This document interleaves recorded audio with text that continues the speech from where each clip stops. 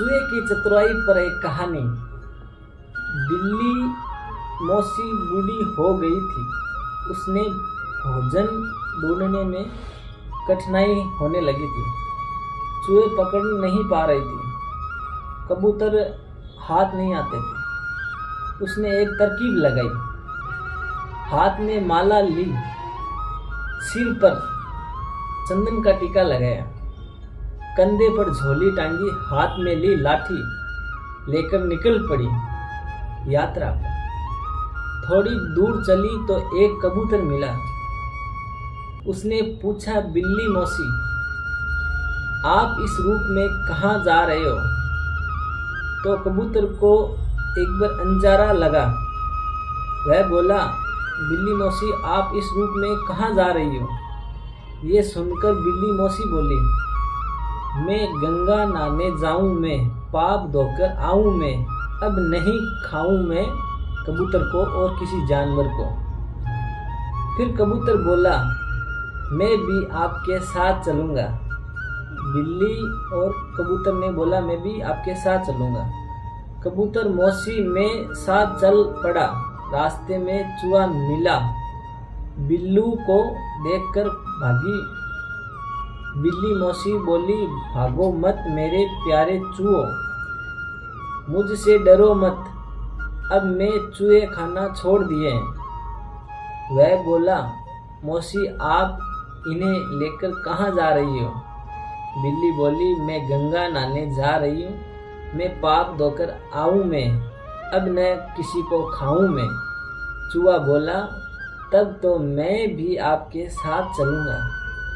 इस प्रकार मोर और कौवा भी बिल्ली मौसी के साथ चल दिए।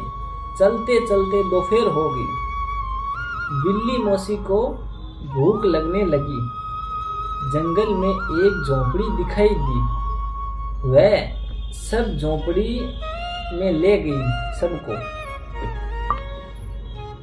खुद दरवाजे पर बैठी और उन्हें घूरने लगी। चूहे को उसकी नीयत पर शक हुआ। उसने धीरे से सबको सावधान रहने को कहा। बिल्ली ने मोर से पूछा, क्या रे मोर, तू सिर पर कलंकी क्यों टांगता है? मोर बोला, मौसी जी, मेरा तो ऐसा ही है जीवन। बिल्ली ने कबूतर से पूछा, क्यों रे कबूतर, तू लाल लाल आंखों से किसको देखता है? कबूतर बोला, मौसी जी, मेरी तो आंखें ही ऐसी है। बिल्ली ने कौवे से पूछा, क्यों रे कौवे, तू टेढ़ा होकर क्यों देखता है? कौवा बोला, मौसी जी, मेरी तो आदत ही ऐसी है। फिर इधर उधर देखते उसने एक बिल दिखाई दिया। इतने में बिल्ली बोली, क्या रे चूहे, इतनी लंबी मुच्छे से किसको डराता है? चूहा बोला, मैं तो आपको डराता हूँ। ये सुनते ही बिल्ली उस पर झपट्टी मारी। चूहा पहले से ही तैयार था, झपटी से बिल में घुस गया। बिल्ली को झपटते देखकर कबूतर और कौवा भी उड़ गए। बिल्ली देखते ही रह गई।